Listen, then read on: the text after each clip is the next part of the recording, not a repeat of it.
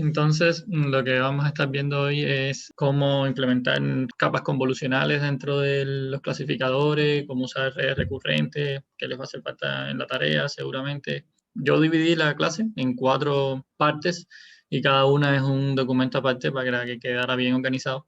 Y entonces, cuando vayan a estudiar, pueden ir directamente a lo que quieren ver, ¿no?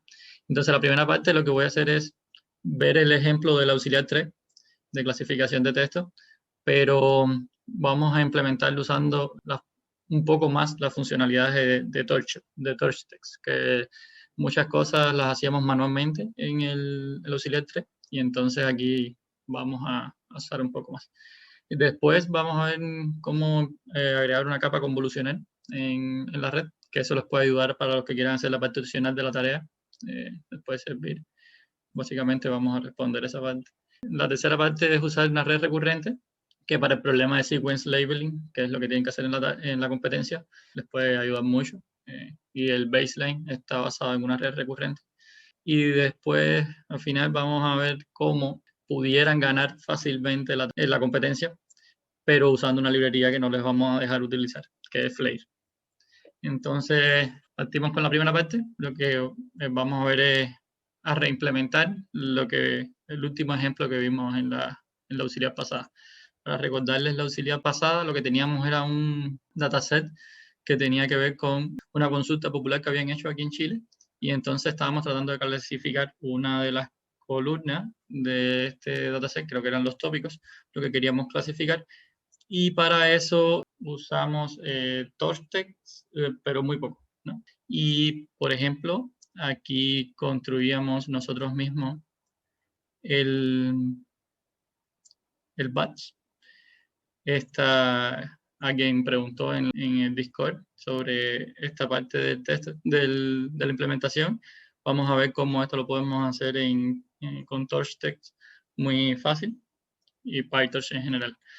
Al final lo que estábamos construyendo aquí era un tensor que tenía tantos ejemplos como en el batch que estamos construyendo, y acá determinamos el texto más largo y construíamos básicamente una matriz de eh, tantas filas como el tamaño del batch y tantas columnas como el texto más largo. Y con esto completábamos, ¿no?, los textos que terminaban primero. Entonces, para usar TorchText, les recuerdo, primero instalábamos TorchText. Con esto nos estamos instalando la última versión. Esto no lo vamos a instalar porque después nos va a resolver un problemita y vamos a ver. Entonces, acá, para los que no están familiarizados con esto, lo que estamos tratando es de que cada vez que vamos a correr un experimento nos dé los mismos resultados, ¿no? Porque todas las cosas que se inicializan aleatoriamente, inicializar de la misma forma, ¿no?, con los mismos valores, porque le estamos creando una semilla al random, ¿no?, que vamos a utilizar. Entonces, y para que sean reproducibles y poder comparar los cambios que vamos a ir haciendo, ver si mejoran o no, y quitarnos la influencia que tenga la parte de la inicialización aleatoria, ¿no? Entonces, aquí en esta parte también vamos a estar utilizando, si se acuerdan, en la auxiliar 3 no usábamos embeddings preentrenados.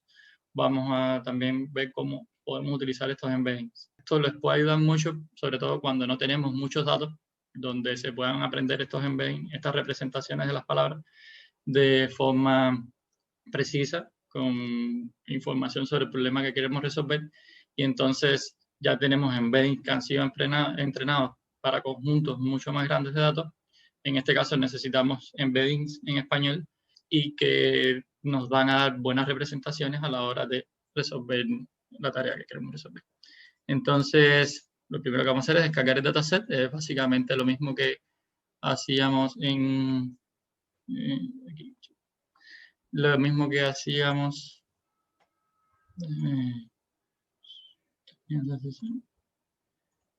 en la auxiliar pasada, la parte de descargar el dataset. Entonces, y también nos vamos a descargar un conjunto de embeddings preentrenados, ¿no? embeddings en español preentrenados. En este caso vamos a usar unos que se entrenaron en el mismo departamento, en el DCC. Para los que no conozcan este repo, aquí están disponibles una gran cantidad de embeddings preentrenados. ¿Alguno había visto este repositorio de Word Embeddings en español? Yo sí he trabajado igual con eso, pero Sí. nunca con PyTorch, así como para cargarlo a una red neuronal. Eso para mí es súper. Entonces, ya lo que hacías era cargarlo y hacías una operación, los promediabas, tomabas el máximo la oración o algo Exacto, así. sí, exacto. Ya. Vamos a ver aquí cómo insertarlos en la capa de embedding de la red.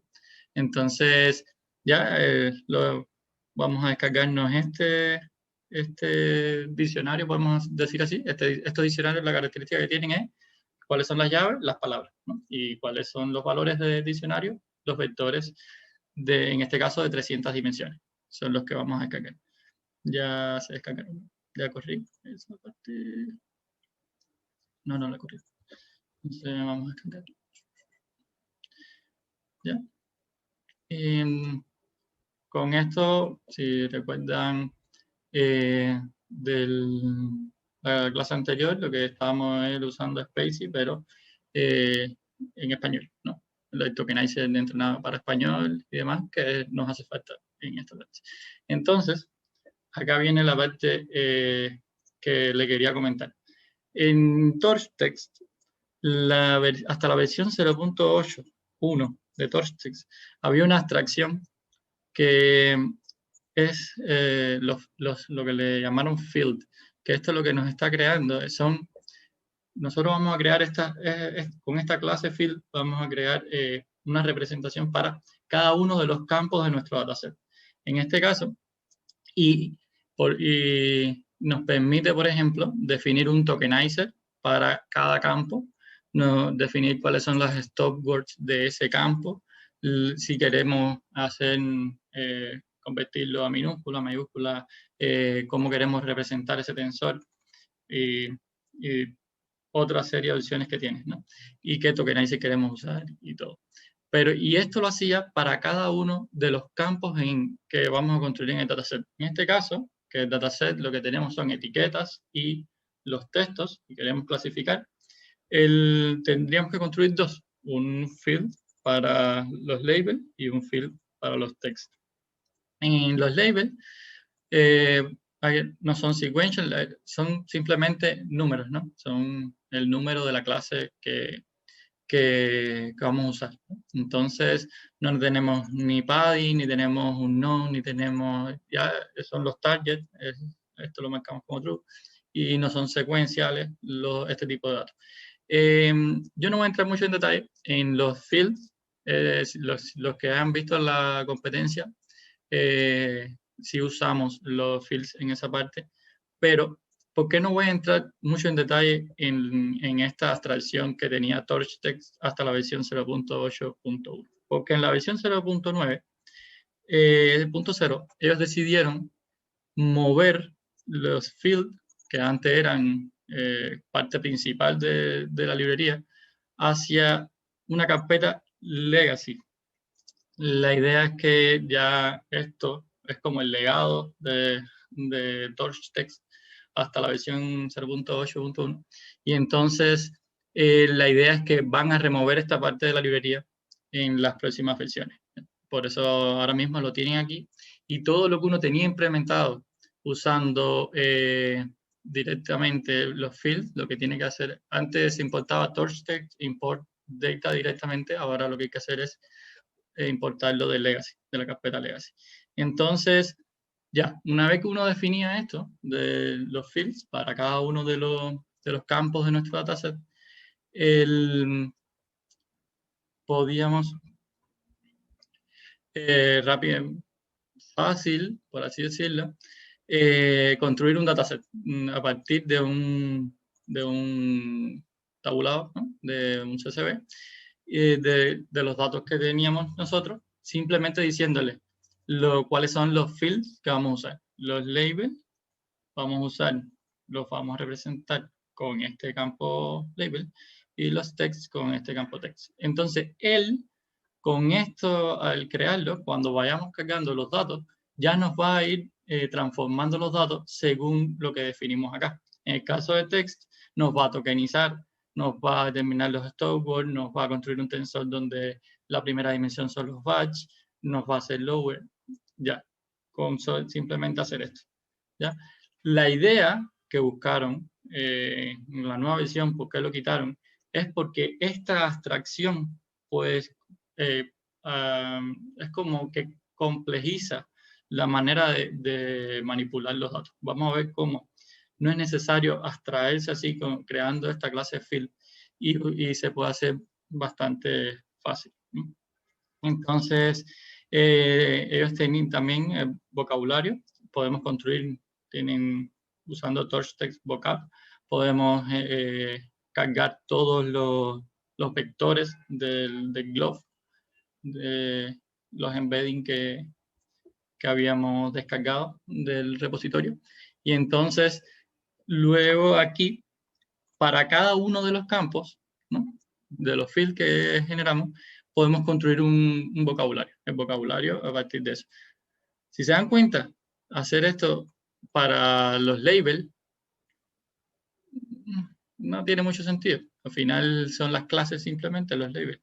Entonces, hablando de un vocabulario ahí, ya son cosas que a mí nunca me gustaron en esta abstracción. La usaba, pero tampoco me gustaba mucho. Y entonces, el de los texts, podemos simplemente construir el vocabulario,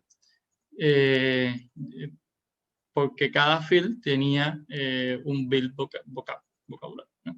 Entonces nos construía el vocabulario y acá podíamos setearle los vectores que íbamos a usar, que son estos que habíamos cargado acá, ¿no? Entonces ya él, cuando fuéramos iterando, ya nos va a devolver los embedding directamente de cada una de las palabras. En vez de devolvernos los tokens, lo que nos va a dar son los embeddings, ¿no? Entonces, seguimos corriendo esto acá. Algunos ejemplos aquí. Aquí se está demorando construyendo los fields, precisamente, haciendo esta parte. Está ahí pegado. Entonces, luego podemos definir la clase. Alguien preguntó en la clase, en el Discord, sobre el uso de embedding bags. Si vamos a la documentación de embedding, cualquier pregunta me detienen. Si voy muy rápido, si me enredo mucho explicando y no me entienden, me paran y me preguntan. Entonces, ¿cuál es la diferencia principal entre embedding bag y embedding? Básicamente podemos darle exactamente el mismo uso. Permiten como input, podemos darle una matriz, un tensor bidimensional, y entonces que va a ser el batch por la cantidad más larga de palabras que tenga un texto en el batch, y son los índices en el vocabulario, ¿no? Y él lo que nos va a devolver es un tensor con batch, la cantidad de palabras máxima y el vector, ¿no?, para cada una de las palabras en el diccionario de embedding. Pero igual, hay otra forma de usarlo que para mí es más cómodo cuando uso embedding bags, que es ponerlo todo como un solo texto grande, y entonces es como concatenar todos los textos uno detrás del otro. Y para construir los embeddings, para obtener los embeddings, le pasaríamos entonces los offset, que es en qué posición de ese texto grande que concatenamos empieza cada uno de los textos, ¿no? Y él va a vernos los embeddings usando esa información, ¿no? Pero lo pueden usar, es la principal diferencia que tiene entre los embedding bags y la capa de embedding directamente. Si vamos a la capa de embedding, acá Ya, lo único que no tienes opción de darle todo en una sola dimensión. Y entonces, ni pasarle los offsets donde empieza cada uno de los textos. Eso nada más funciona en los embedding rights. ¿Ya? Entonces, eso sería. Y aquí, ¿cómo entonces cargamos los vectores preentrenados? ¿No? ¿Qué es lo que queremos? Podemos entrenar la matriz de peso que tiene internamente la capa, esta que tiene acá, esta, la podemos entrenar desde cero, es decir, inicializarla aleatoriamente y en todo el proceso de entrenamiento irla entrenando, o podemos nosotros cargarla de vectores preentrenados. Lo mejor, cuando tenemos pocos datos, es, como les decía, usar vectores preentrenados. Entonces, tiene un método, una función from pretraining, que aquí lo que le vamos a pasar entonces es los vectores preentrenados, que va a ser este parámetro en nuestro clasificador. Y entonces tiene otro parámetro que es freeze. Aquí lo que le estamos diciendo es, si queremos entrenarlo, a partir de donde se quedó, ¿no? de esos vectores preentrenados que le pasamos, que a lo mejor fueron entrenados para otra tarea, y puede ser bueno que se ajusten para la tarea que estamos resolviendo ahora, para la que estamos entrenando el clasificador. En ese caso, le pasaríamos false, si queremos que se ajusten. Si lo que queremos es mantenerlos exactamente como, como inicialmente eran, y no actualizarlos ni ajustarlos, lo que le pasaríamos es true, ¿ya? Y quedan como congelados todo el proceso de entrenamiento, ¿ya? Y lo que vamos a hacer es promediar todos los de los textos. Y después una capa lineal, como teníamos el auxiliar anterior, y que nos da las salidas son tantas como el número de clases que queremos clasificar. Hasta ahí, cualquier cosa, me paran. Vamos, todavía seguimos esperando. Sigue aquí pegado construyendo los fields. Entonces, luego tenemos, ahí, me salté acá. El entrenamiento, que es básicamente lo que habíamos visto, no voy a entrar mucho en detalle ahí, en lo que habíamos visto en la clase anterior, y aquí el entrenamiento entonces, ¿cuál es la diferencia principal? Que estamos usando los fields que traía TorchText, ¿no? Y estamos usando los vectores preentrenados, que eso no lo estábamos haciendo en la auxiliar pasada. ¿Ya? Para hablarle un poco más de cuáles son, si quieren ver más cuáles son las diferencias que tiene esta versión nueva con la versión anterior, yo les compartí en Discord les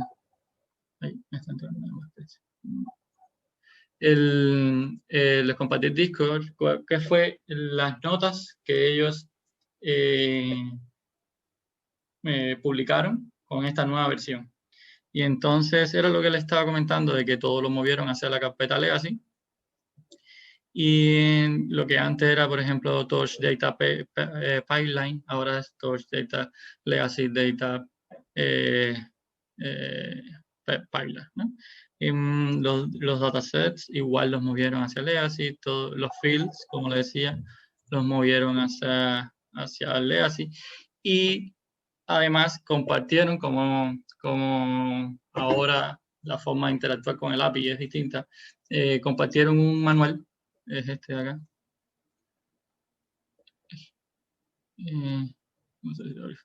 Entonces, que la idea es qué debemos cambiar para usar una versión o la otra. Con la versión 0.9. Entonces ellos ahora, para crear los datasets, lo que tenemos que hacer es, por ejemplo, antes si queremos usar la carpeta Legacy, sería así. Acá con los splits, ahora solamente los cargamos directamente. A eso lo vamos a ver un poco más en detalle ahora con un dataset. Acá el segundo paso, que es como construir el pipeline para procesar los datos. Con la carpeta legacy sería así, usarlo sin la carpeta legacy, con las versiones nuevas, sería de esta manera. Eso lo pueden ver más en detalle. Este manual me pareció muy interesante para familiarizarme con esta librería. Entonces, con esta nueva versión. Acá, seguimos. No. La segunda parte, para no atrasarnos mucho. Vamos a cerrar aquí, porque si no se desconecta. La segunda parte, lo que ¿tienen alguna duda con el uso de los embeddings o del uso de la clase fields? Yo, por ejemplo, igual he trabajado un poco con modelos, como con BERT y esas cosas, y cuando uno, entiendo que cuando define los fields, por ejemplo, son como los vectores que al final va a igual, por ejemplo, cuando clasificáis o esa parte como de los tokenizadores, como las características que va a ocupar.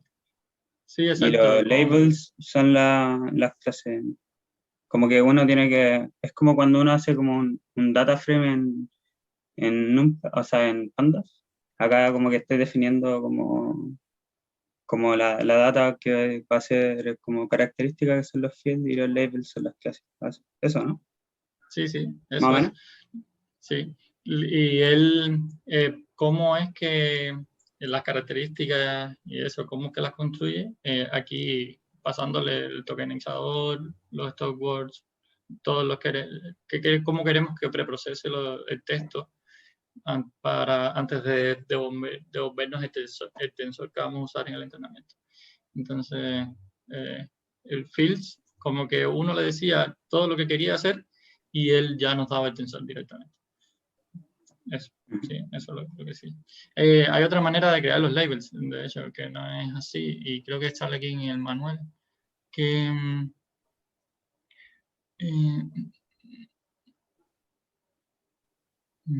label, así, diciéndole que van a ser de tipo long, y entonces lo que nos va a devolver es un arreglo de índice, un tensor de índice de tipo long. Eso, otra manera. Entonces, ¿qué hacer? ¿Qué hacer? ¿Uso la versión nueva de TorchText y no uso los fields? ¿O uso los fields de la carpeta legacy? ¿O me instalo la versión anterior? Pueden hacer lo que quieran. Pueden usar, son 3 opciones, pueden hacer lo que quieran. Aquí, por ejemplo, para la segunda parte de la tarea de este auxiliar, que vamos a usar una capa convolucional, yo lo hice de 2 formas. Lo hice instalándome la versión 0.8.1 y lo hice con la última versión de TorchText. Es exactamente lo mismo, lo único que cambio es la instalación de qué versión de TorchText vamos a usar y por tanto cómo interactúo con la librería después, ¿no? Entonces, aquí pueden ver el uso de Legacy, ¿no? De la carpeta Legacy con la última versión, uso de la carpeta Legacy. Acá es me instalé la versión anterior y acá es usando la versión nueva directamente sin usar la carpeta Legacy, que esta para mí es lo más interesante. Y es como deberían tratar de resolver la tarea 4, ¿no? Entonces, es la 4, ¿no? Sí. ¿Qué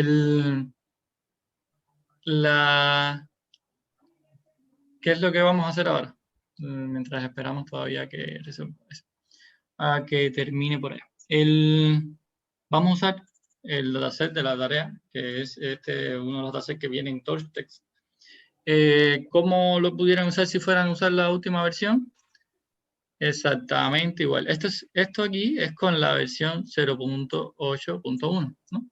Con la versión nueva, ¿ya? Lo que hacemos es importar el dataset igual, ¿ya?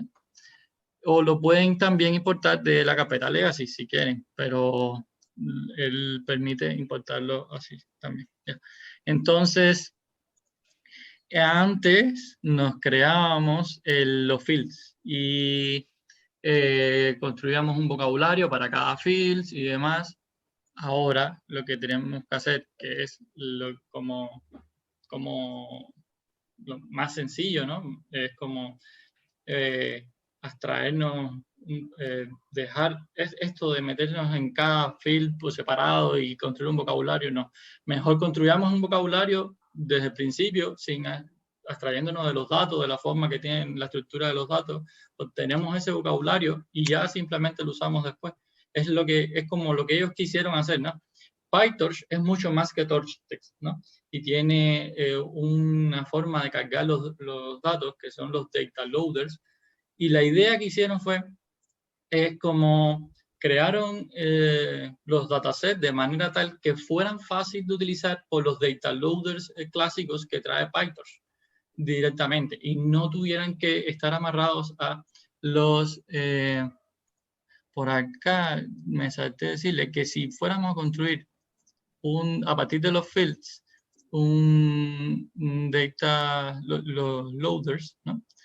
Tendremos que usar un bucket iterator, era lo que traía en la versión anterior.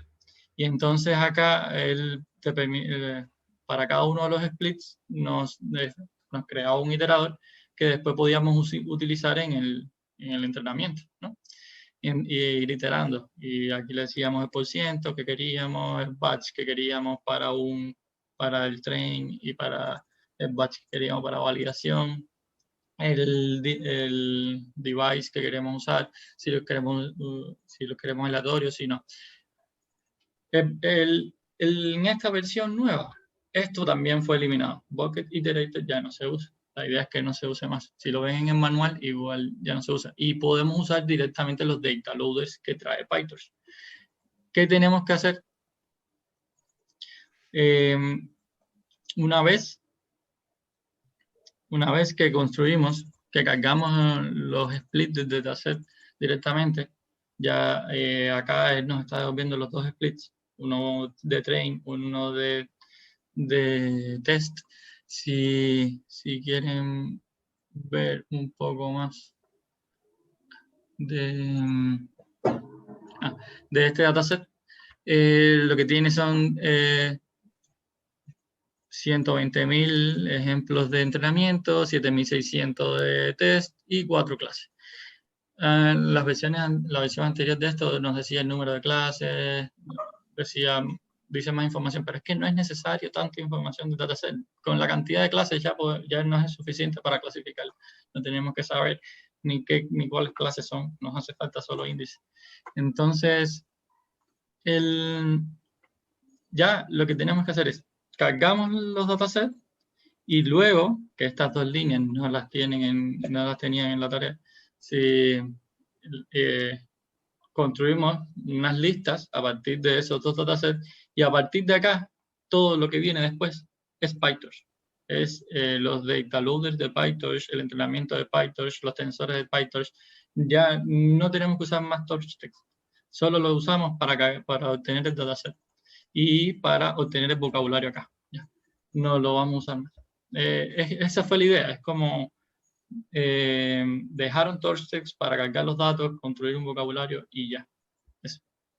Entonces, y el tokenizer, al final construimos el tokenizer y no es un tokenizer específico para un campo, ¿no? Es un tokenizer que vamos a utilizar, si al final nosotros tuviéramos varios campos y queremos tokenizar varios campos, creamos esto varias veces, ¿no? Y al final nosotros cuando vayamos a generar el batch, vamos a utilizarlo según el campo que queremos tokenizar, ¿no?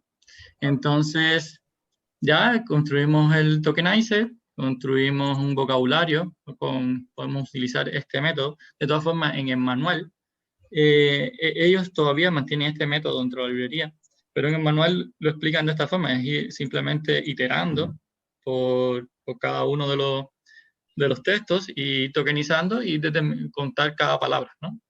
Es lo mismo, ¿no?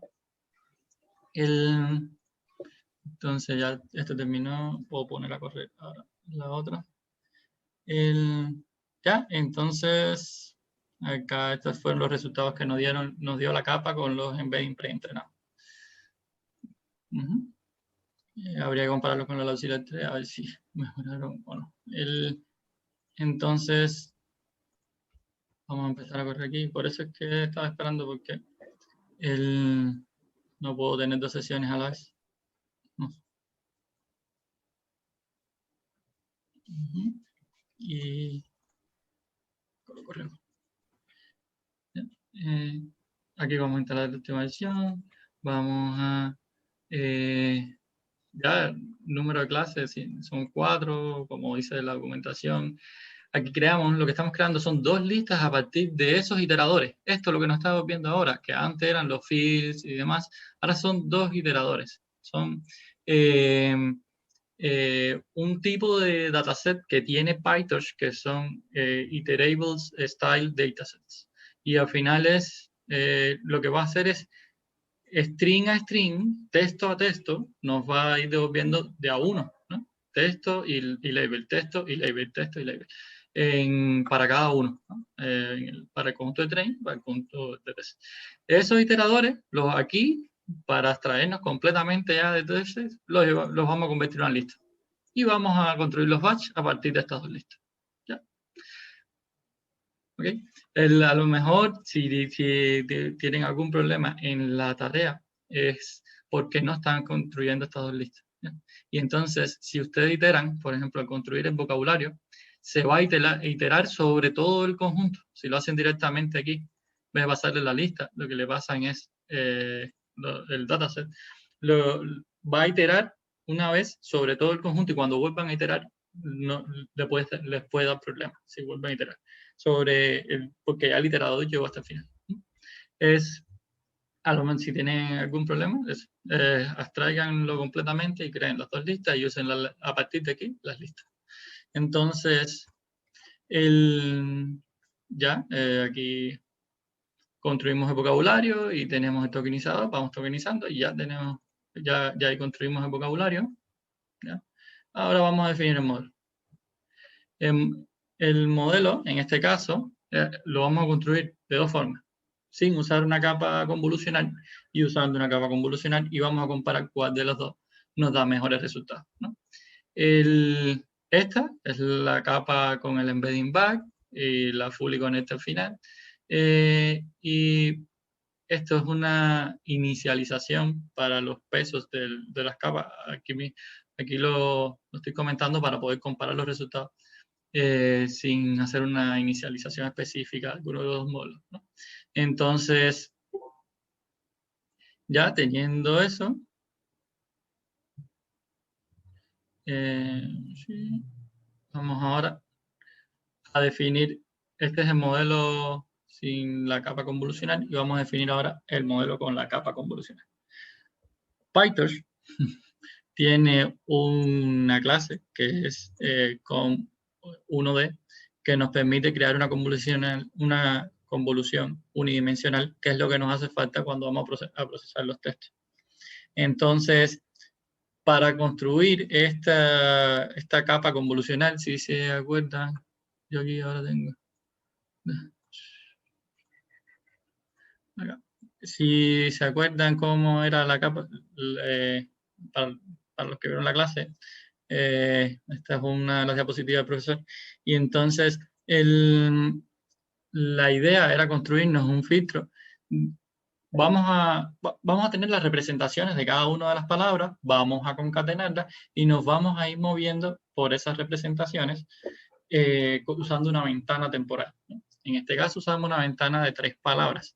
Como la representación de cada una de las palabras era de dos dimensiones, entonces tenemos para cada una de estas ventanas tenemos representaciones de 6, ¿no? Sería 6, 2 por 3, 6, que para cada uno de esas ventanas, y nos vamos a ir moviendo de a uno. Quitamos la primera palabra y ponemos la palabra nueva, quitamos la primera y ponemos la palabra, y nos vamos moviendo a uno, ¿no? Entonces después tenemos un filtro para hacer esta convolución unidimensional, un filtro que sería de 6 por 3 para poder multiplicar estos vectores de 6 y la salida en este caso que queremos obtener es de 3, pero esto puede cambiar, podemos usar 8, 10, 16, las que queramos, y entonces por eso tenemos una salida aquí de 3 dimensiones, que luego le hacemos un máximo y obtenemos eso. Eso era recordando lo que deben haber visto en la clase. En este caso usamos una activación tanh, pero no es obligatorio, podemos usar relu, podemos usar otras activaciones, ¿no? Entonces, es eso, ¿no? Tenemos esta matriz de peso, es la que tenemos que aprender. La que tenemos que aprender. ¿Cómo definimos esto con PyTorch? Acá, como lo que tenemos es la cantidad de canales de entrada va a ser 1, porque en caso de las imágenes, por ejemplo, la cantidad de canales de entrada al inicio es de 3, porque tenemos 3 canales, ¿no? Cada uno de los colores. Y entonces, para los que han entrado con imágenes y han usado convolucionales, están familiarizados con esto. Entonces, en este caso, lo que tenemos es ese vector, pero no tenemos otra dimensión, ¿no? Ese vector que va a ser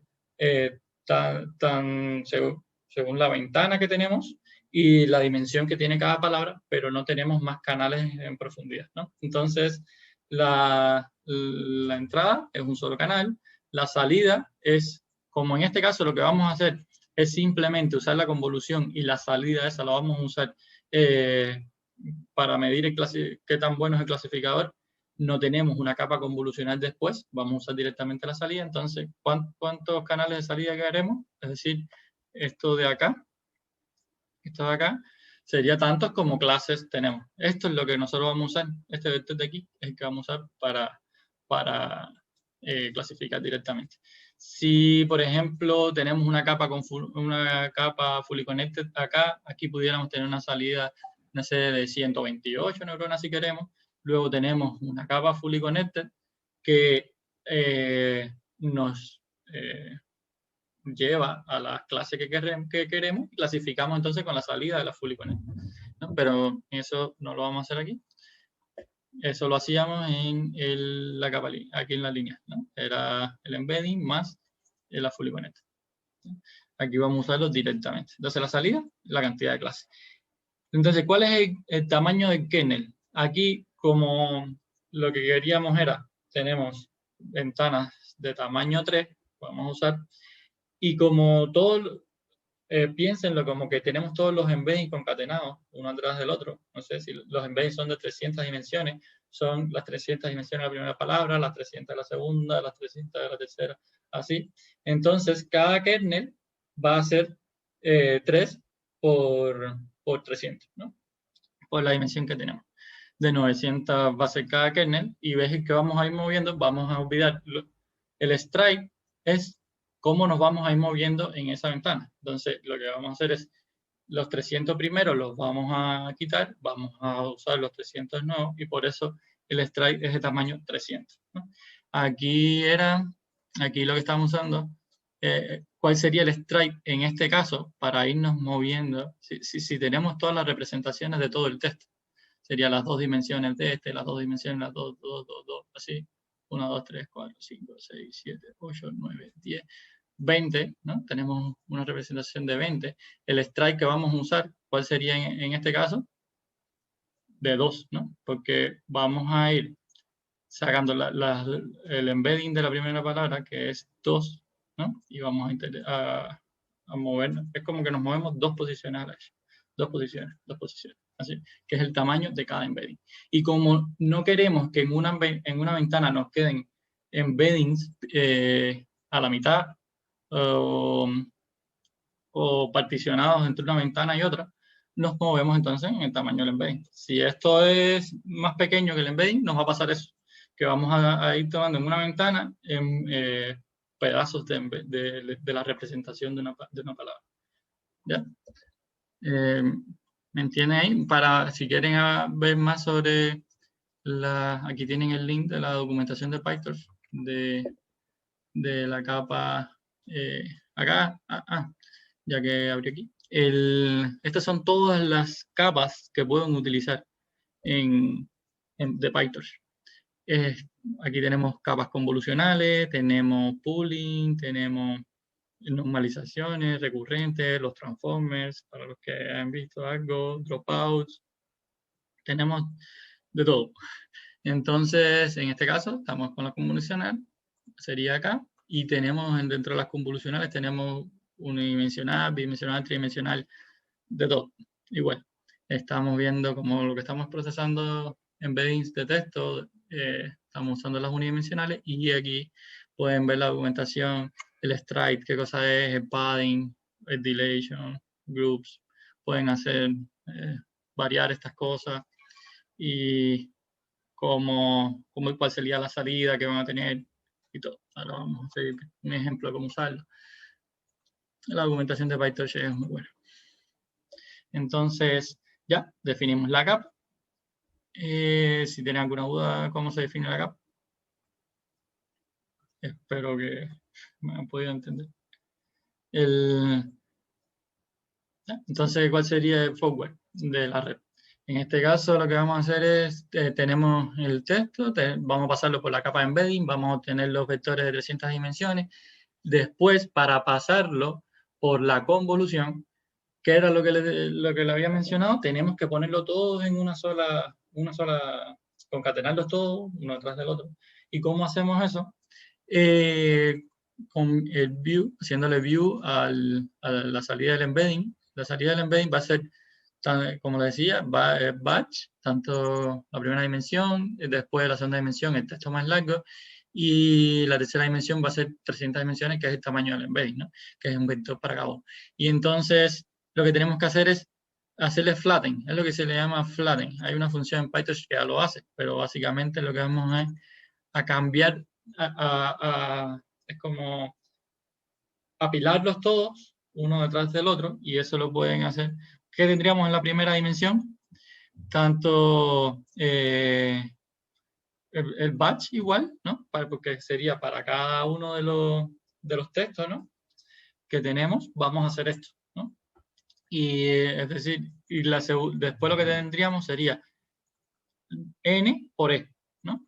La cantidad de palabras que tiene ese texto por el embedding, ¿no? Por el tamaño del embedding.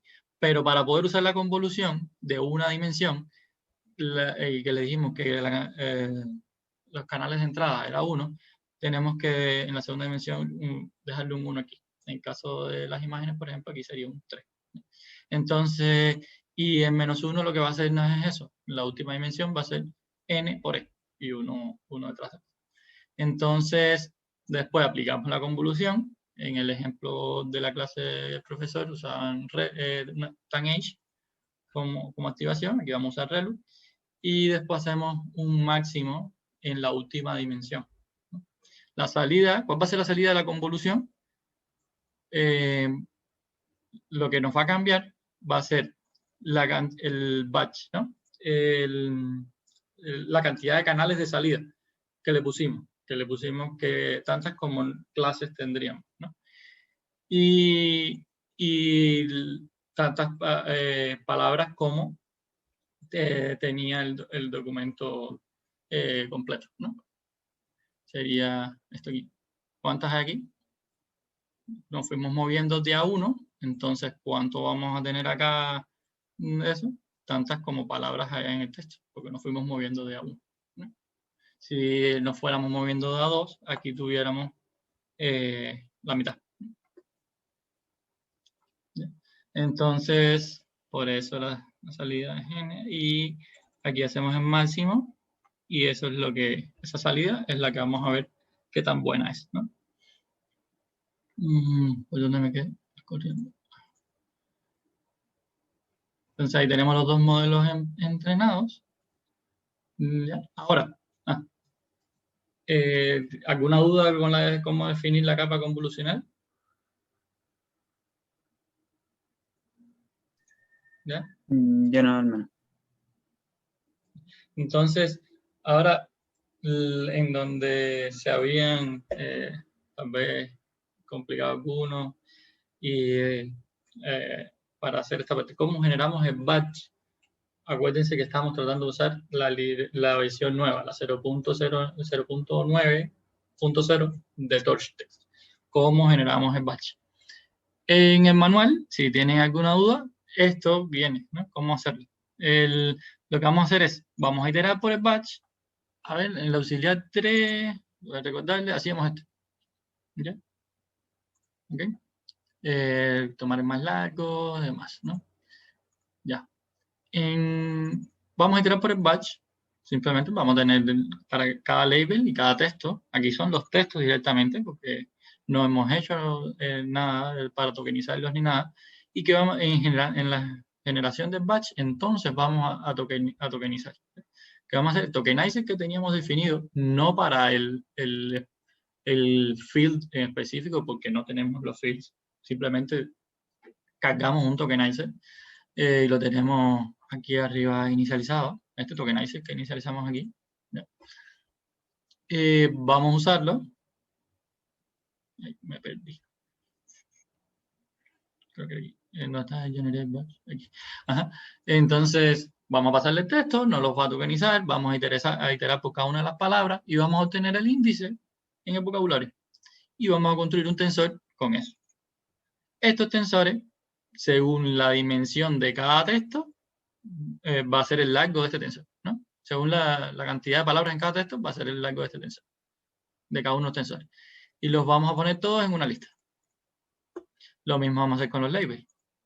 Lo vamos a poner todos en una lista. Aquí puse -1 porque empiezan en 1 los labels. Entonces, después, esto que hacíamos acá, de el longest, esto hace un zip por el longest y completa con padding. Hay una función en Torch, PyTorch, no en TorchText, en PyTorch, que es patch sequence y hace exactamente eso mismo. Lo que no tenemos que nosotros hacernos determinar el más largo y autocompletar y demás. No, esta función ya lo hace. Le vamos a pasar la lista de tamaño variable, ¿no? Hay algunos más cortos, otros más largos, y él solo va a determinar cuál es el más largo, y los más cortos los va a completar con el padding. Que en el vocabulario que inicializamos acá, ya hay un token que es para el padding. ¿Cuál es? Este que tiene acá. Y entonces ahí ya tenemos los textos construidos acá y un tensor para los textos según el texto más largo y con padding, y tenemos un tensor para los labels a partir de la lista. Ya ahí generamos. Eso es con el TorchText, la última versión. En ningún momento hemos usado fields. Pero igual, si les es más cómodo con fields, es muy bueno también, es muy cómodo. Esa abstracción que logran también era buena. Entonces después, ya lo que vamos a usar después, que antes usamos un bucket iterator para iterar por los fields y por los splits, lo que vamos a hacer es usar el data loader que tiene Torch. Él tiene una función data loader y acá lo que le vamos a pasar es, ahora vamos a ver, son la lista del dataset que queremos, esa es lista que habíamos empezado aquí al inicio. ¿Ya? Estas dos listas se las vamos a pasar para que nos devuelva un loader. Acá le decimos la función que queremos usar para apilar los batch, construir los batch, que es esta de acá. Y ya, eso. Y vamos, esta es la función que vamos a usar para entrenamiento, esta es la función que vamos a usar para el test. Eso. Ya. Entonces, después, aquí, vamos a determinar, estos son los hiperparámetros, cuál es el tamaño del vocabulario, como ya tenemos el vocabulario independiente de los datos, ¿no? En un objeto distinto, entonces ya vemos el length del vocabulario. ¿Ya? Entonces, no lo tenemos amarrado directamente a los datos. Esto también nos permite, por ejemplo, usar el mismo vocabulario para varios datasets, por ejemplo, y podemos obtener el vocabulario por un dataset y tratarlo de usar para otro dataset sin importar si es de un campo de este dataset o del otro. Y es mucho más cómodo porque está separado. Entonces ya determinamos el tamaño del vocabulario, el dispositivo. Aquí hacemos splits. Nos vamos a construir a partir del train list que habíamos inicializado. Vamos a construir un subconjunto para entrenar, un subconjunto para validación y el test list que habíamos que tenemos creado acá inicialmente lo vamos a reservar para el test simplemente, ¿no? Y no es correcto, como deben saber, hacer la validación directamente en el test. Tenemos que reservar un conjunto para los resultados, para medir qué tan bueno es el modelo generalizado. Que ese no lo vamos a tocar nunca. Ya, entonces, aquí iniciamos el entrenamiento. En ningún momento se quedó pegado. Es una de las cosas que quería que vieran, ¿no? Eso que se quedó pegado construyendo los fields, aquí no nos pasó. Entonces, también no son los mismos datos. Tienen que tener en cuenta eso, que el conjunto de la consulta popular es distinto a este del AGNews, este que estamos usando. Ya, y aquí estamos entrenando entonces con en la capa lineal, ¿no? Sin usar la convolución. Y después vamos a hacer el entrenamiento, pero usando la convolución.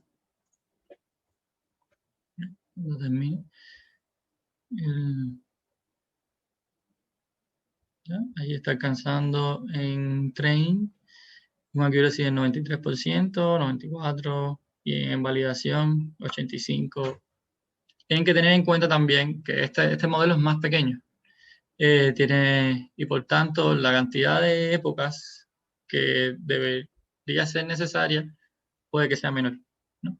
Porque es más pequeño, debería ser más fácil internarlo, ¿no? Ya, llegar a su mejor desempeño. Y en este caso vamos a usar 10 épocas porque es un modelo un poco más grande, estamos usando las convoluciones. Aquí usamos 10 épocas, aquí vamos a usar 20 épocas.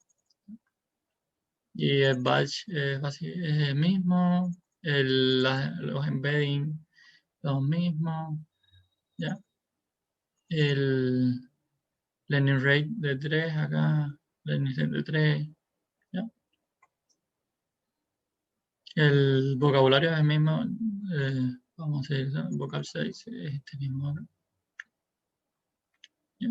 Entonces ahí va el entrenamiento, en la época 6 va por un 80, 78, aquí en la época 6 ya tenía 93. ¿Qué creen que esté pasando? ¿Por qué está pasando eso?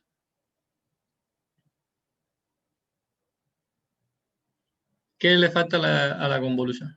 ¿Simplemente que se está demorando más? O recuerden que estábamos usando directamente la salida de la convolución para ya el máximo, hacíamos el máximo de la ReLU y eso es lo que estamos usando como para hacer la clasificación. ¿Creen que eso se puede mejorar algo?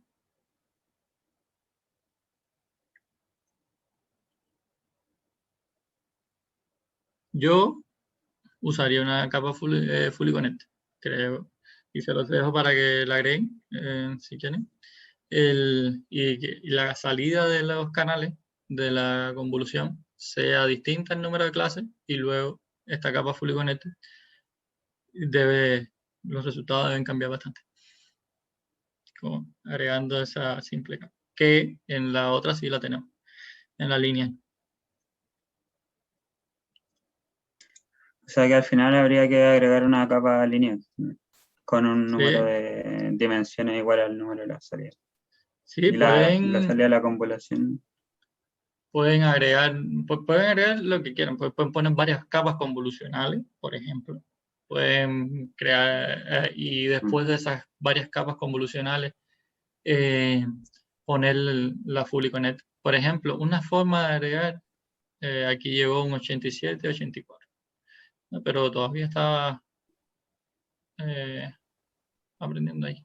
Entonces, una forma, por ejemplo, que se usa bastante, aquí estamos usando un solo tamaño de kernel. Uno pudiera hacer esto mismo, pero usando dos tamaños de kernel, tres tamaños de kernel, cuatro tamaños de kernel, más de tres es poco, se ve poco. No sé, con dos, con tres y con cuatro, por ejemplo, usando dos, tres y cuatro palabras. ¿Ya? Y luego, y no sé, la salida de los canales, vamos a decir que son 100, ¿no? O 16. Vamos a tener para tres vectores, si usamos tres kernel, vamos a tener tres vectores de 16. Uno pudiera concatenar esos tres vectores de 16 y entonces usar esas 48 dimensiones, usarlas para como entrada a la Fully Connect. Y ese es un mejor modelo. Ese, por ejemplo. Ahí estamos usando varias ventanas de convolución. Estamos obteniendo información para varias ventanas y después la estamos pasando toda a la Fully Connect. Por ejemplo, que pueden hacer otras cosas también. Ahora vamos a ver otra cosa más que la redes recurrentes, que ya no es con convoluciones, pero igual pueden combinar convoluciones con redes recurrentes. Y después de la red recurrente nos va a dar representaciones intermedias en esa secuencia, en ese texto, y entonces esas representaciones pueden ser la entrada de una convolución, por ejemplo, en vez de pasarle directamente los embeddings. La red recurrente vamos a verla ahora, no se preocupen. Y entonces pueden probar muchas cosas. Ahí pueden jugar con todas las capas que les mostré que tiene Torch y probar. Eso es mucha alquimia también. Esto es mucha alquimia. Probar, hacer un cambio en la arquitectura, probar otra vez, cambiar el hiperparámetro, probar, hasta que obtienen el mejor resultado. Cuando ya tengan experiencia, van a saber directamente, se van a poder mover mejor a qué cosas tienen que probar, qué cosas no están funcionando bien, cómo determinar qué parte de la capa de la arquitectura grande es la que no está aprendiendo lo suficiente, está afectando el aprendizaje. Así. Eso. Entonces, ¿alguna duda con las convoluciones? Las capas convolucionales. Yo no. Pregunta, Juan, perdón, Jesús. Cuando ocupamos LSTM, también hay como en Torch una capa de LSTM. O ¿sí? Eso es como, o sea, igual podríamos, entiendo la LSTM, son como secuencias ¿cómo se llama esto? De recurrente, ¿no? Que tienen como memoria. Sí. Ahora vamos a pasar a capas de atención, creo que se llama. Sí, sin querer ahí paré la transmisión. Entonces, ya, aquí está la competencia. Sí, ya. Entonces, ahora les voy a las capas de atención. Ya, no vamos a ver capas de atención. Eso lo podemos ver en otro momento si quieren. Pero vamos a ver ahora cómo podemos usar las redes recurrentes. La capa del STM. Si han visto la clase, además de la LSTM, no es la única red recurrente que existe. También tenemos, vamos,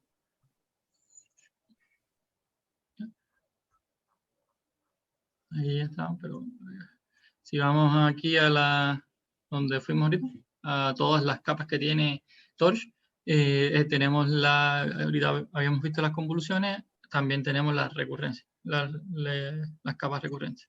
Entonces ahí tenemos, por ejemplo, RNN Base, RNN, que es una capa recurrente, es como la versión más sencilla de la recurrencia. La LSTM, la GRU son mejoras a la red recurrente.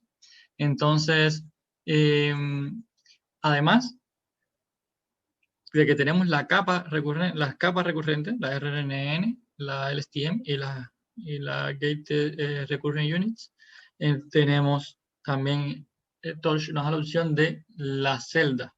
Si se dan cuenta, la red recurrente es una misma arquitectura que se va a llamar recursivamente y va a ir cambiando la salida de un paso, va a ser la entrada del próximo paso, ¿ya? Y entonces, eso es básicamente un for, ¿no? Un ciclo que va a ir ejecutando una pieza, una unidad de código que es donde está definida la arquitectura y va a ir actualizando los pesos, ¿no? Eso que va dentro del for son estas tres capas que está aquí. Para el caso de la RNN, lo que está dentro del for es la RNN cell.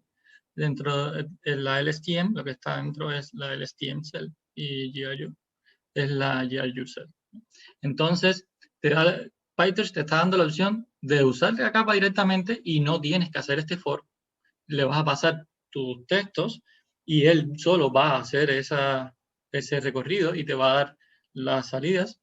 Y también te da la opción de tú hacer el for y modificar lo que vas a hacer en cada paso.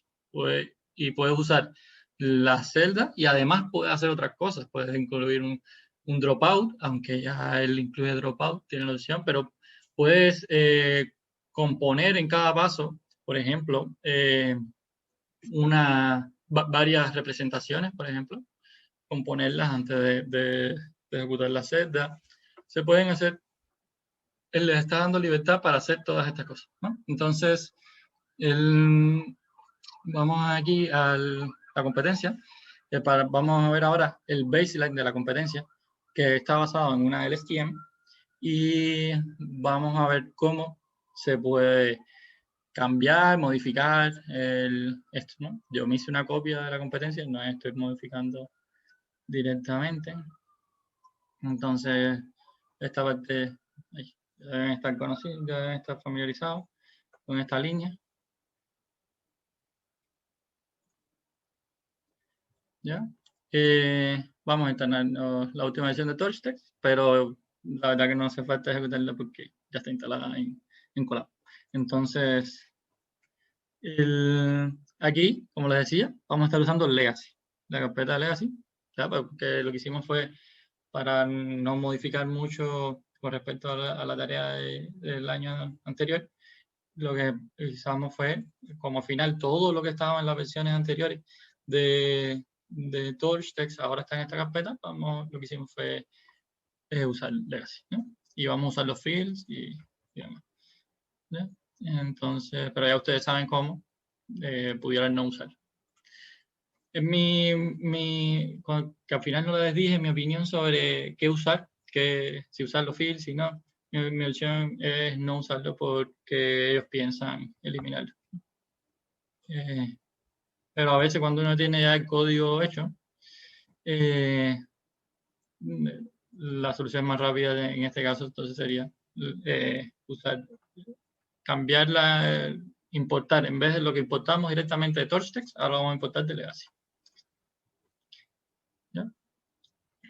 Y lo que al final cuando lo eliminen, igual esa va a dejar de funcionar y vamos a tener que, si queremos usar la última versión de TorchText, entonces vamos a tener que, aquí estoy corriendo la parte del inicio para ir directo a la implementación del modelo.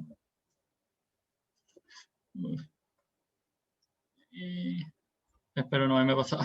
Ya, aquí. Vale. Ya. Entonces, la tarea, si alguno tiene alguna duda sobre que haya leído la tarea y le haya quedado alguna duda sobre lo que tienen que resolver, es un problema de sequence labeling. La idea es que lo que habíamos visto hasta ahora, vamos a clasificar el texto según una clase, pero el texto completo. En este caso queremos clasificar cada palabra. Es lo que estamos haciendo ahora. Por eso, si nosotros tenemos una representación completa del texto, que era lo que nosotros hacíamos con las capas de embedding, o con la convolución también, y al final tenemos la fully connected,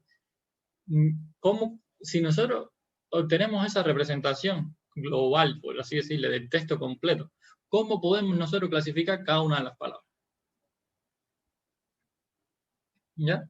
En ese caso, lo que pudiéramos hacer, una solución sencilla, es directamente de los embeddings que tenemos para cada palabra, clasificar, por ejemplo. Eso es sencillo. Y vamos a clasificar cada palabra según las clases que tenemos en nuestro problema. En este caso, lo que son entidades nombradas, y vamos a, según el tipo de entidad, ¿no? Es lo que queremos clasificar. Hay otro que lo mencionamos en la tarea, que es post-time, que es según la estructura sintáctica, ¿no? Queremos clasificar lo que es sujeto, lo que es sustantivo, adjetivo, verbo, así, ¿no? Cada palabra queremos clasificarla según eso. Entonces, por ejemplo, ya, tenemos los embedding. ¿Por qué nosotros no directamente tomamos ese embedding y clasificamos directamente? Ya, para el primer embedding vamos a hacer una fully connected y vamos a clasificar según las clases. Para el segundo embedding vamos a hacer una fully connected y vamos a clasificar según las clases. Y así vamos a tener clasificaciones para cada una de las palabras. ¿Por qué esa solución no parece tan buena? ¿Qué se les ocurre? ¿O si les parece buena?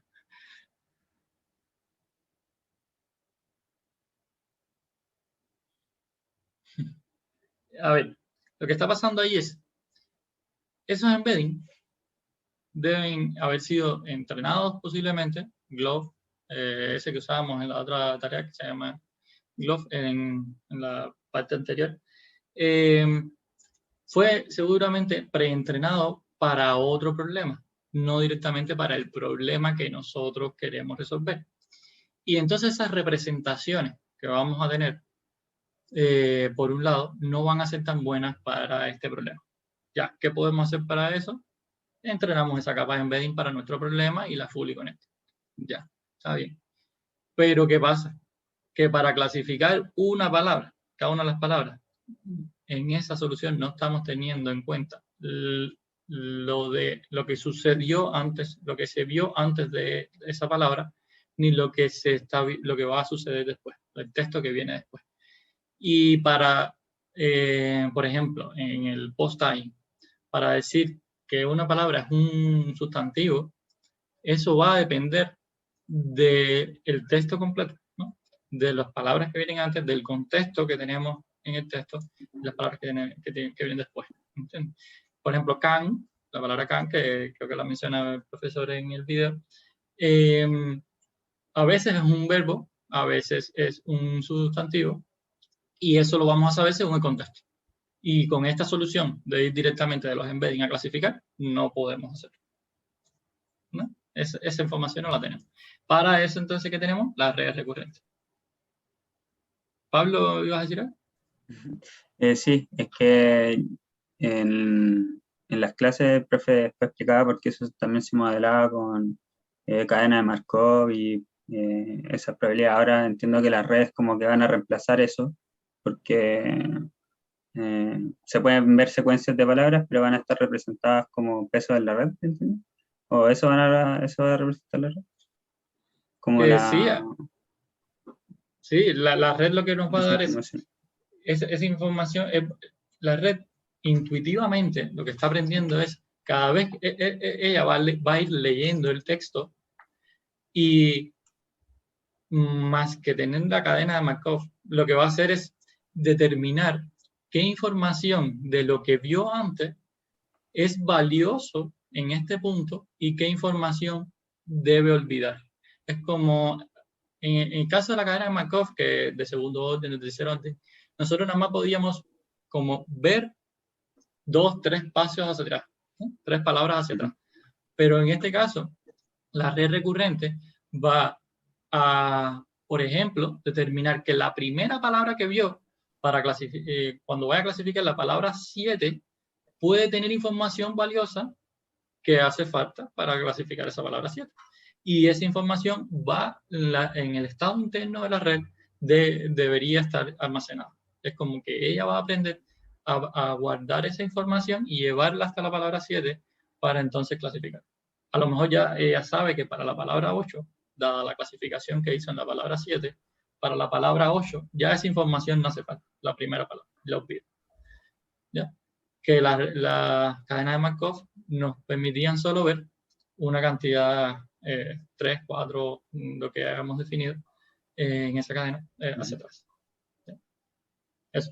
Y además, las redes recurrentes pueden ser bidireccionales. Aquí, para ir adelantándoles un poco, podemos procesar el texto en una dirección y después y viendo, haciendo la clasificación, determinando representaciones temporales a partir de la información que viene antes, pero después lo podemos hacer en la otra dirección y determinar representaciones temporales a partir de la información que viene después. Que eso en la cadena Markov tampoco lo podemos hacer. ¿Ya? Entonces, ¿cómo funciona?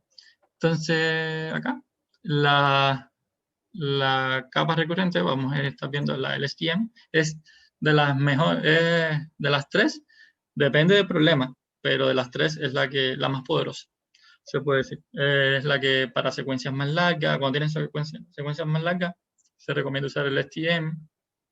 Hay algunas diferencias entre la GRU, la LSTM.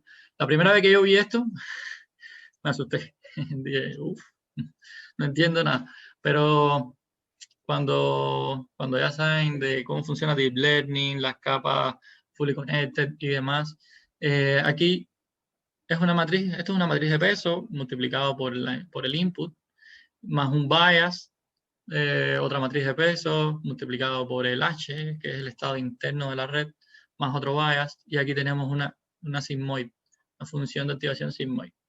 Entonces, no voy a entrar en detalle en todas, pero es eso, es una matriz por un multiplicación de matrices más una suma, ya, y estas matrices, ¿no? Estos W son los que están dentro de la celda recurrente que vamos a aprender, ¿ya?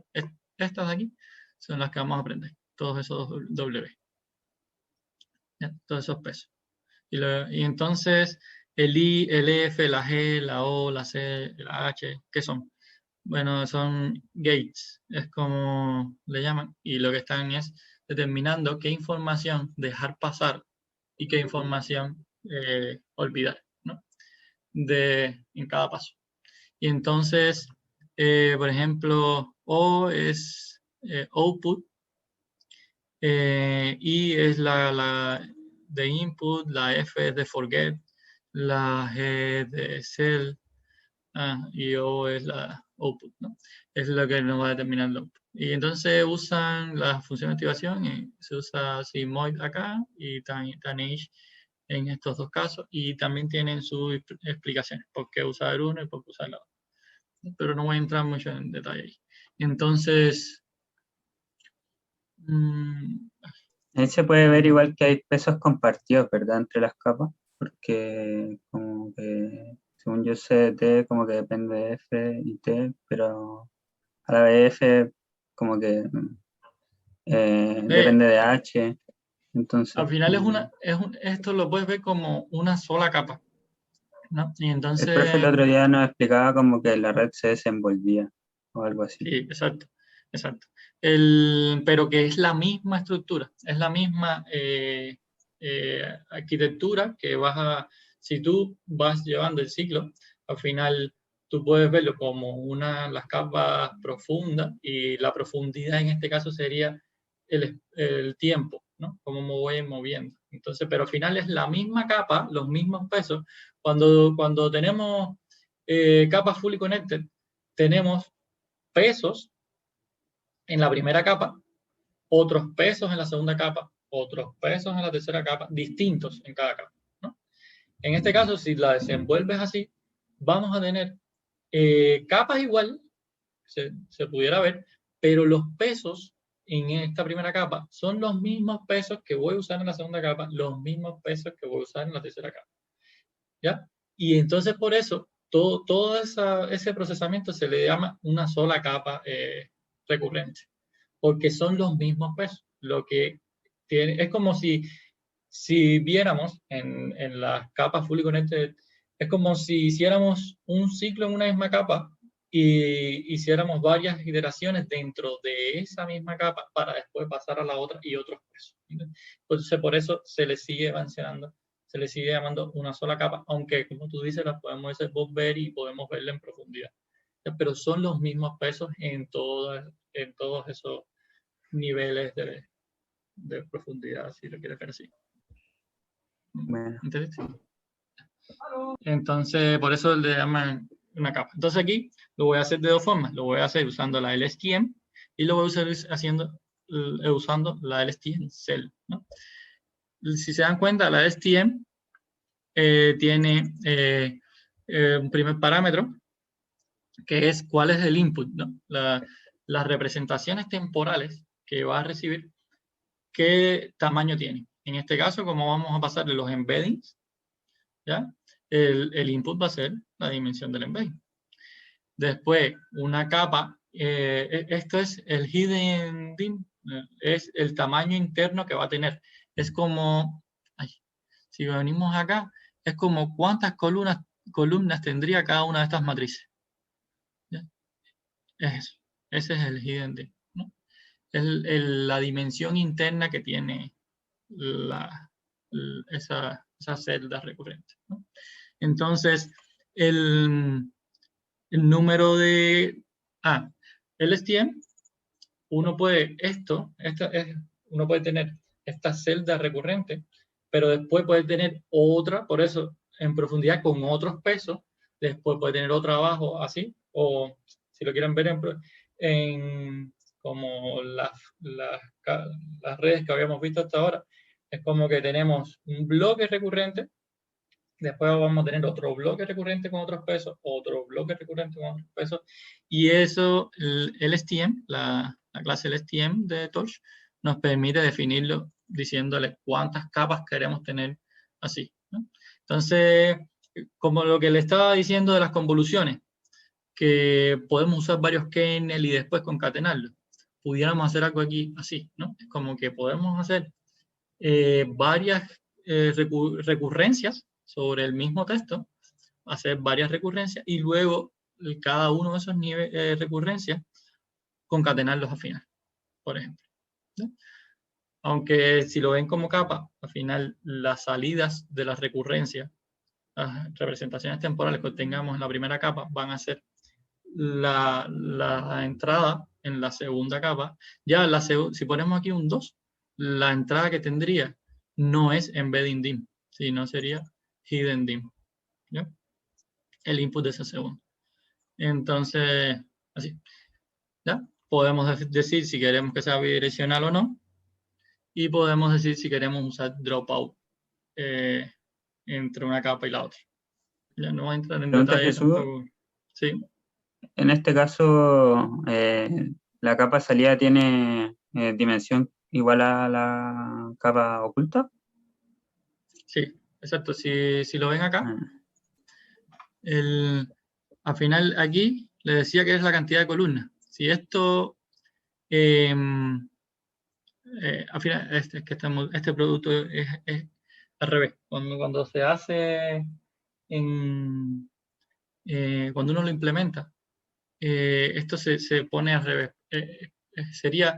Si uno lo pone así, sería la cantidad de filas, es la idea. Pero cuando le dije columna es porque sería esto por esto acá. Es decir, la cantidad de si lo viraran al revés, este producto, para seguir pensando en la idea de que la primera dimensión son los watts, los ejemplos, ¿no? Y no trocarnos mucho. Entonces, esto tendría tantas columnas como embedding dim, ¿no? La dimensión del embedding, que es el input, ¿no? ¿Me sigue hasta ahí? Y entonces si lo multiplicáramos esto por esto, al revés, ¿ya? Esto que tendría que tener tantas filas como embedding dim y tantas columnas como nosotros definamos, ¿no? Entonces ese producto, así al revés, va a tener, va a ser del batch por el hidden size ese que definimos. ¿Ya? ¿Me sigue hasta ahí? Sí. Ya. Entonces, si el bias tiene también dimensión hidden size, acá va a pasar lo mismo, porque esto va a tener tantas columnas como hidden size. Y aquí el bias va a ser igual hidden size. Si sumas todo, si operas todo esto, te va a quedar un vector de batch, del batch por el hidden size. ¿Ya? Le aplicas el sigmoid y te queda batch por hidden size igual. Y si haces lo mismo, te va a pasar en todos. ¿Ya? Entonces, por ejemplo, el output va a ser igual. Te va a quedar batch por hidden size.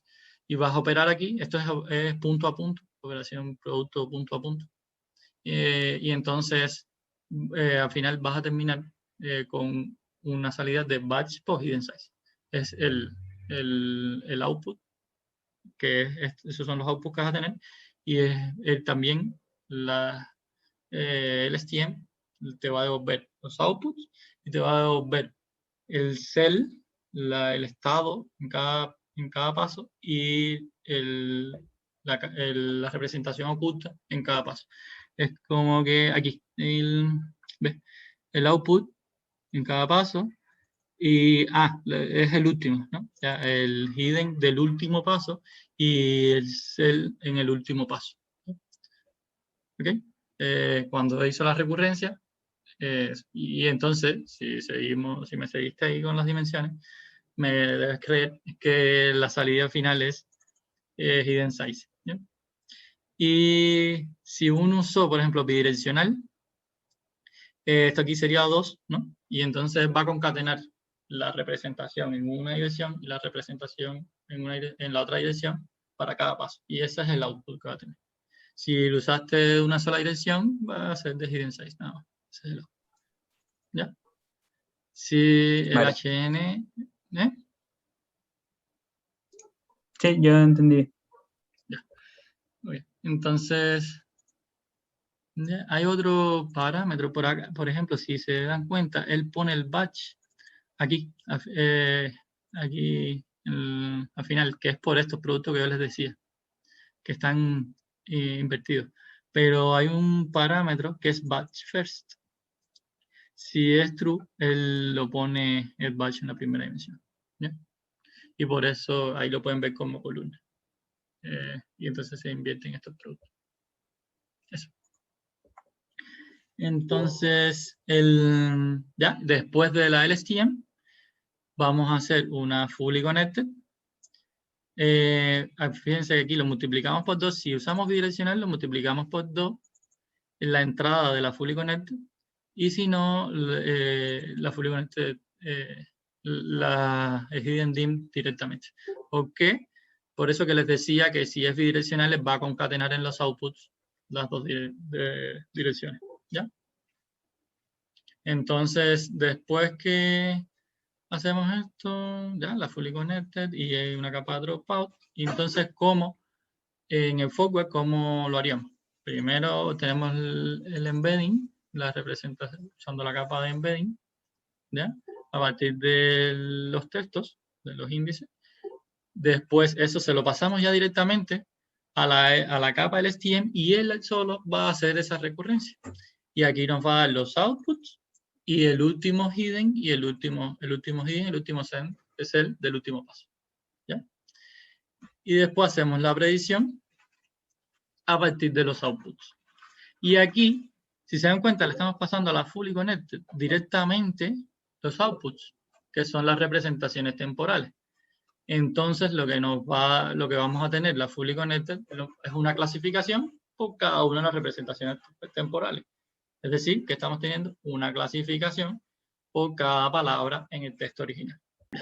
Entonces, ahí lo estamos corriendo directamente con la capa del STM, como les decía. Creo que ya estoy pasando. Y entonces, y ven los resultados. ¿Ya? Y la otra opción, lo voy a parar para que vean la otra forma de hacerlo, que es definir el modelo. ¿Ya? Esto no está yo se lo voy a compartir después si lo quieren, porque no está en lo que le compartimos de la competencia. Y es usando la LSTM cell, ¿no? Y en este caso, como les decía, ustedes tienen que definir for que van a ejecutar por toda la celda recurrente, ¿no? Uf,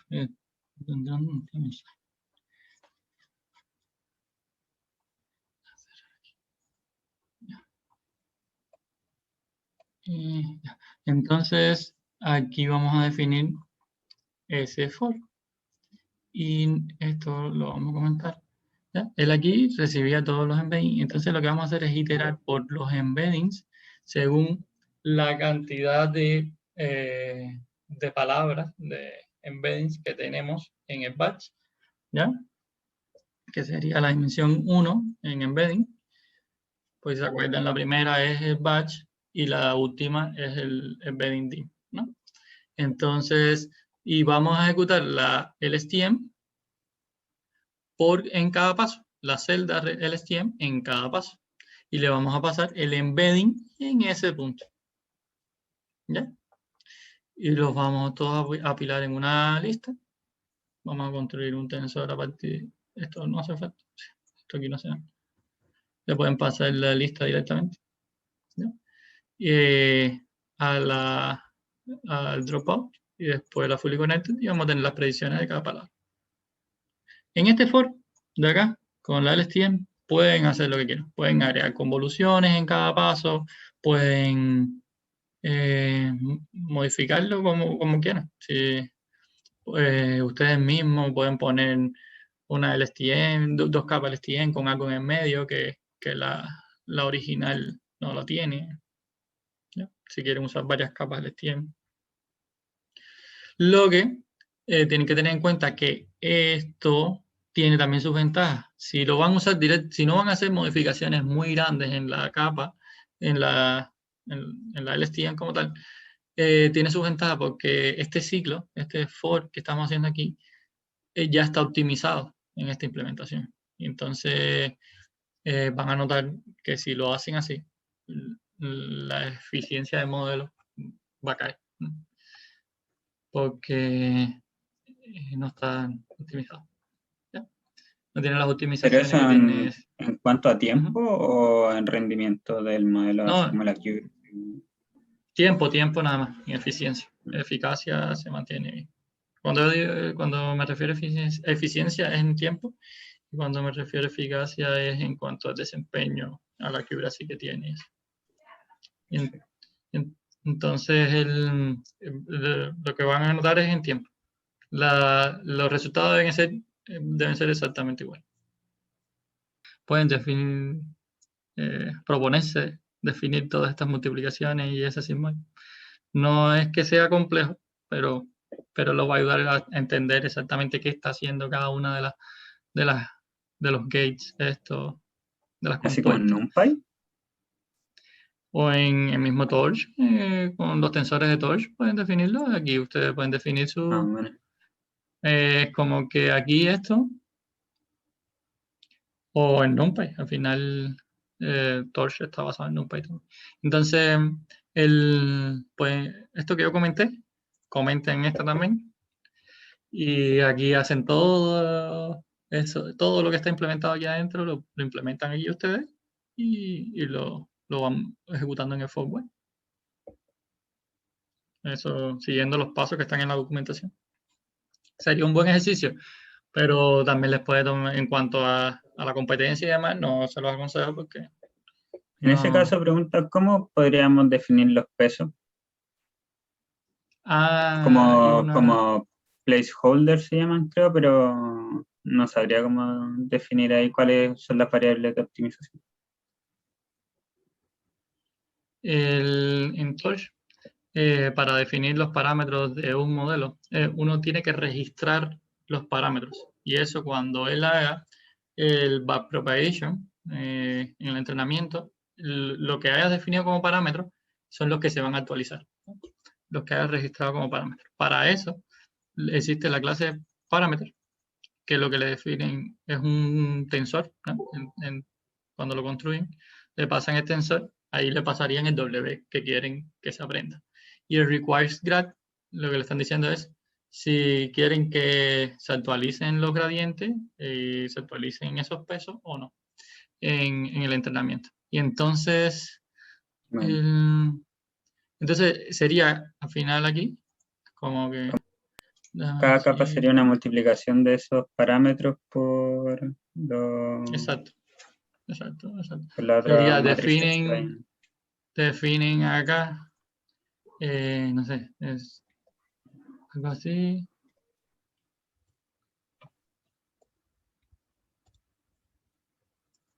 Acá y le pasan le pueden pasar, eh, crean el tensor con las dimensiones que quieren. No sé,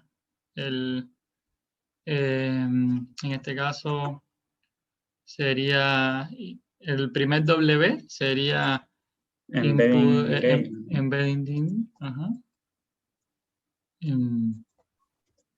embedding, y la segunda dimensión hidden, y ahí ya definiste el parámetro. Para los bias sería uno de, aquí sería una sola dimensión, ¿no? Hidden. Ahí, ya. Eso. Y al final él va a poder sumar esto por algo que cuando multipliquen algo por esto, ¿no? Le va a dar Eso batch. sería lo mismo que una capa lineal, ¿no?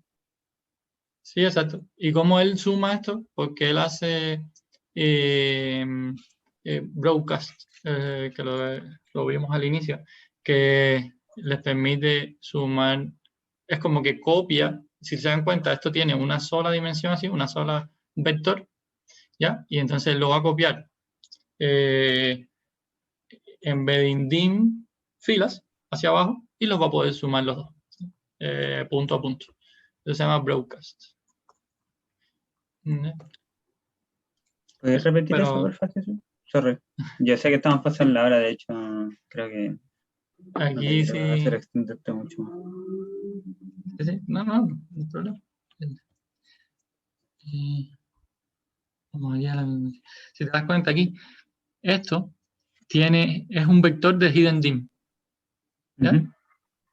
Y lo tienes que sumar con una cosa que el resultado aquí va a ser batch, una matriz de tantas como el tamaño de batch, filas, Del input, sí. y hidden dim columnas.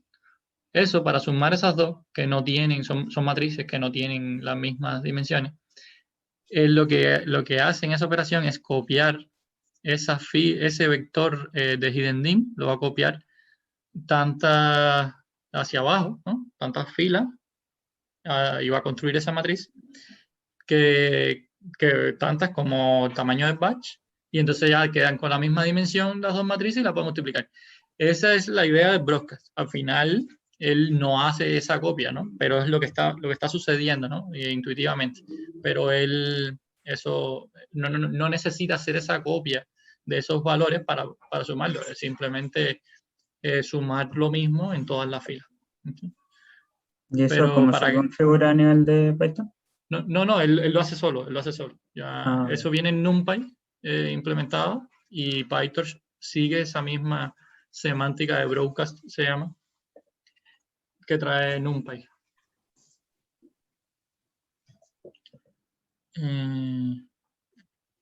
Broadcasting Semantics, lo puedes buscar. Y entonces te permite hacer esas operaciones con dimensiones que no calzan. Por ejemplo, aquí él va a copiar en esta dimensión hasta 4 para que calcen aquí, y aquí va a copiar hasta 5 intuitivamente, ¿no? Y entonces para poder operar el X y el Y, por ejemplo. Esas son, eso es, aquí puedes leer un poco sobre la semántica de Broca. Lo último que le quería enseñar, esta es la tarea. Era cómo, que ya se los compartiré, no me da tiempo a explicárselo, tampoco es que fuera mucho. Sí. Y es usar la librería Flare para el problema de Name Entity Recognition, que es un modelo preentrenado para ese problema y que uno lo pudiera usar directamente para resolver el problema, ¿no? Y ya tiene ese modelo preentrenado. Esto no lo pueden usar en la tarea, en la competencia, por supuesto. Y vamos a verificar de que no hagan trampa y no vayan a correr algo como esto y hacerlo submission y al final en el informe pongan otra cosa, ¿no? Entonces, se los dejo aquí para que lo vean. Y es muy fácil, ¿no? Al final, por ejemplo, él tiene un predict por cada... Aquí, ¿ya? Está el predict sentence y ya les va a dar todas las predicciones para cada una de las palabras. Eso es usando la librería Flare. El sequence tagger de la librería Flare. Y tiene varios. Está NeRMulti, pero tiene otros modelos preentrenados. ¿Y eso en español igual o eso está en inglés? Es multilingüe el modelo ese. Claro.